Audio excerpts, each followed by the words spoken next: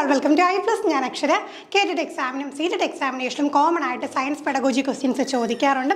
സീറ്റിൻ്റെ നോട്ടിഫിക്കേഷനൊക്കെ വന്നിട്ടുണ്ടാകുമ്പോൾ പലരും പഠിച്ചു തുടങ്ങുന്ന സമയത്ത് പെഡഗോജി എന്നുള്ള കാര്യത്തിൽ ഒരിത്തിരി സംശയമാണ്. എങ്ങനെ പഠിക്കണം, എവിടെ നിന്ന് പഠിച്ചു തുടങ്ങണം, പെഡഗോജിയൊക്കെ നമ്മൾ വിചാരിച്ചു കഴിഞ്ഞാൽ കിട്ടുമോ, നമുക്ക് പെഡഗോജി ഒഴിവാക്കിയിട്ട് നല്ലൊരു സ്കോറിലേക്ക് എത്തിച്ചേരുക എന്നുള്ളത് അത്ര എളുപ്പമുള്ള കാര്യമൊന്നുമല്ല. പെഡഗോജി വളരെ ഇമ്പോർട്ടൻ്റ് ആണ്.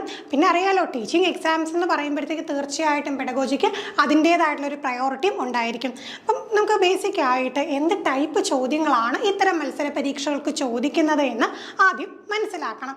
അതിനുശേഷം എന്ത് ചെയ്യണം, നമ്മൾ അതനുസരിച്ച് വേണം പഠിക്കാൻ. അല്ലാതെ വാരി വലിച്ച് പഠിച്ചിട്ട് കാര്യമില്ല. സ്മാർട്ടായിട്ട് വർക്ക് ചെയ്യുക. നമുക്ക് ആദ്യത്തെ ചോദ്യത്തിലേക്ക് കടക്കാം. Which of the following is not indicative of the hypothesizing skill?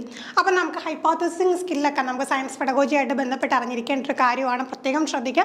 ചില സമയത്ത് എന്ത് ചെയ്യും, ഇപ്പം ഈ കൂട്ടത്തിൽ പെടാത്തത് കണ്ടുപിടിക്കാനായിട്ടൊക്കെ എന്ത് ചെയ്യും, നോട്ടൊക്കെ അവർ ചിലപ്പോൾ എന്ത് ചെയ്യും, ക്യാപിറ്റൽ ലെറ്ററിലോ അല്ലെങ്കിൽ ഒരു അണ്ടർലൈൻ കൊടുത്തൊക്കെ കൊടുക്കാറുണ്ട്. എപ്പോഴും അങ്ങനെ വരണമെന്നില്ല.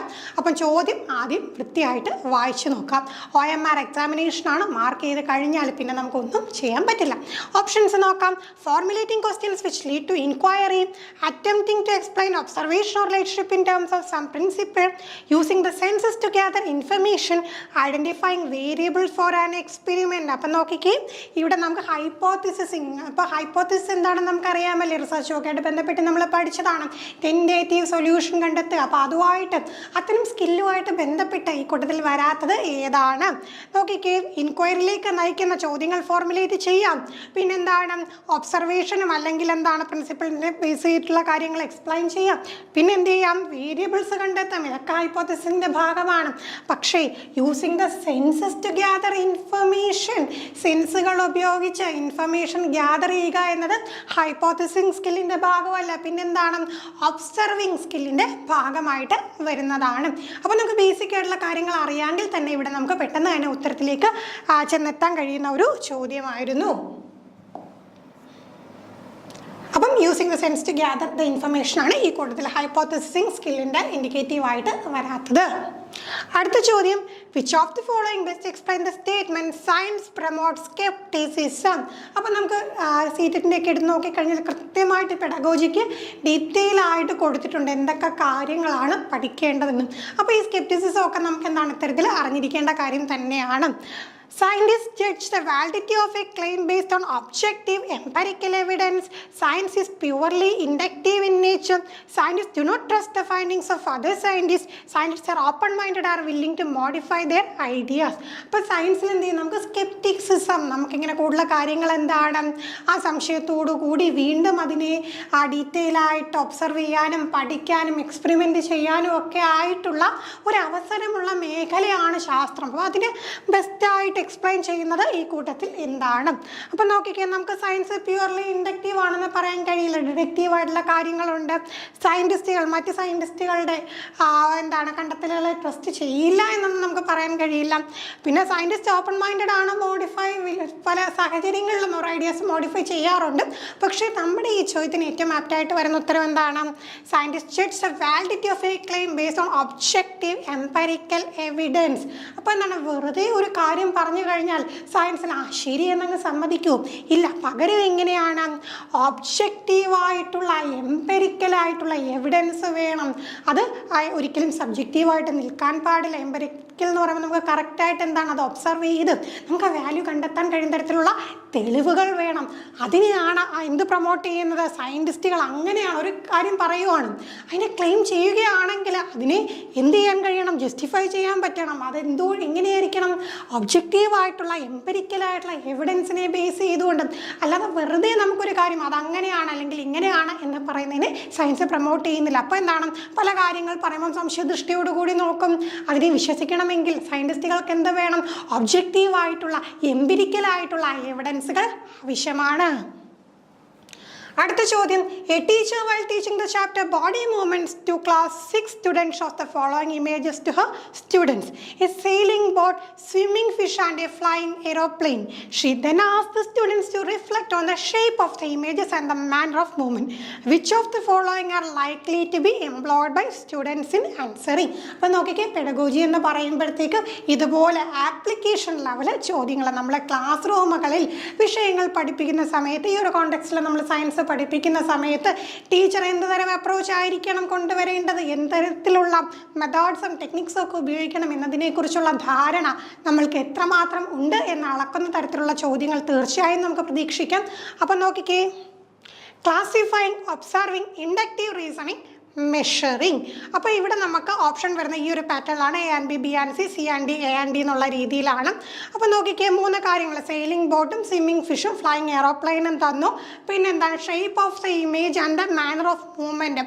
അപ്പോൾ അങ്ങനെ വരുമ്പോഴത്തേക്ക് ഇത് അനുസരിച്ച് എന്ത് ചെയ്യാനാണ്, റിഫ്ലക്റ്റ് ചെയ്യാനായിട്ട് പറയുകയാണ്. അങ്ങനെയാണെങ്കിൽ ഈ കുട്ടികൾക്ക് ഉത്തരം പറയാനായിട്ട് എന്തൊക്കെ തരത്തിലുള്ള ആ ഒരു കാര്യങ്ങളാണ് നമ്മൾ കൊടുക്കുന്നത്? Classifying, observing, inductive reasoning, measuring. അപ്പോൾ നോക്കിക്കേ, തീർച്ചയായിട്ടും നമുക്കിവിടെ മനസ്സിലാക്കാൻ കഴിയും എന്താണ്, അവിടെ ഒബ്സർവിങ് ഉണ്ടായിരിക്കും, അവിടെ നമുക്ക് ഒബ്സർവിങ് ഉണ്ടായിരിക്കും. പിന്നെ എന്താണ്, ഇൻഡക്റ്റീവ് റീസണിങ് ഉണ്ടായിരിക്കും അല്ലേ. ഇപ്പോൾ ജനറൽ ആയിട്ടുള്ള കാര്യത്തിലോട്ട് ആദ്യം പോകാനാണ്, പർട്ടിക്കുലറിൽ നിന്ന് ജനറലിലേക്ക് പോകാനായിട്ടുള്ള, അപ്പോൾ ഓരോന്നിൻ്റെ നോക്കി ജനറൽ ആയിട്ടുള്ള ഐഡിയയിലേക്ക് എത്തിച്ചേരുന്ന ഇൻഡക്റ്റീവ് റീസണിങ് ഉണ്ട്. പിന്നെ തീർച്ചയായിട്ടും കുട്ടികൾ ഒബ്സർവ് ചെയ്യുമല്ലോ. അപ്പോൾ നമുക്ക് ബി ആൻഡ് സി എന്നുള്ള ആൻസർ ഉണ്ടോ എന്ന് നോക്കാം. ബി ആൻഡ് സി ഉണ്ട്. അപ്പോൾ അവിടെ എന്താണ്, ബി ആൻഡ് സി ആണ് നമുക്ക് ആൻസറായിട്ട് വരിക.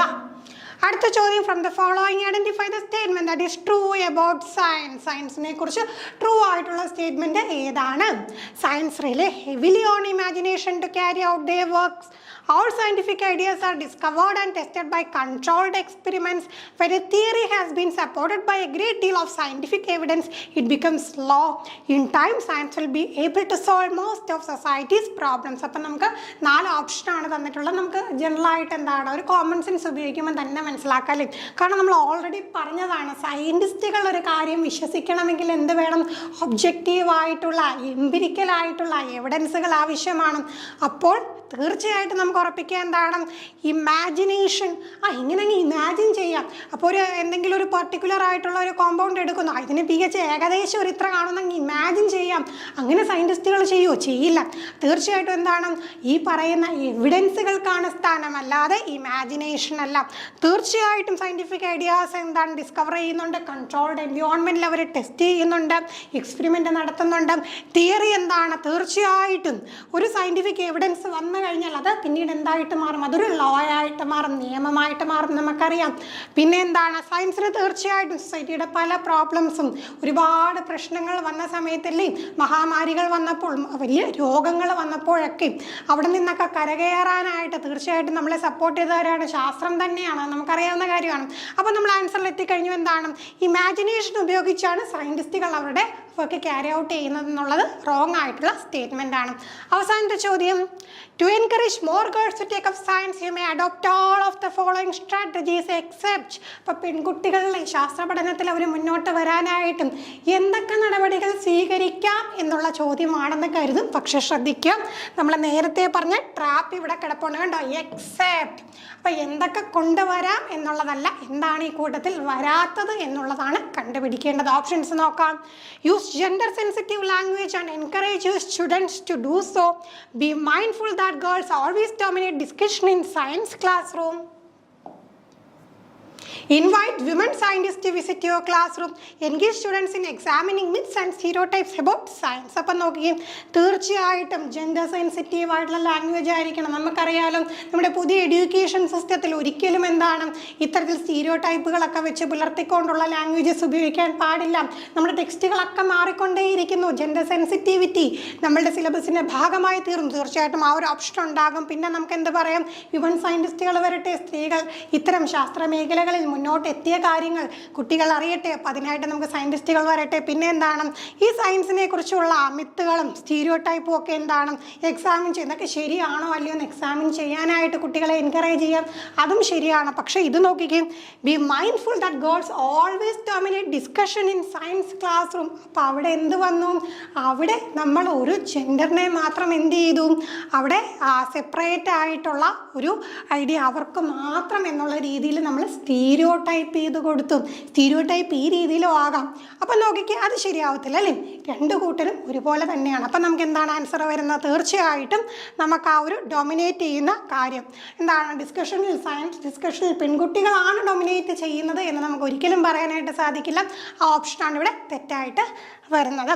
അപ്പോൾ ഇത്രയും ചോദ്യങ്ങളാണ് നമ്മൾ ഡിസ്കസ് ചെയ്തത്. എത്ര മാർക്ക് നിങ്ങൾക്ക് സ്കോർ ചെയ്യാൻ കഴിഞ്ഞു എന്ന് തീർച്ചയായിട്ടും കമൻറ്റ് ചെയ്യുക. അടുത്ത ക്ലാസ്സിൽ കാണാം. താങ്ക്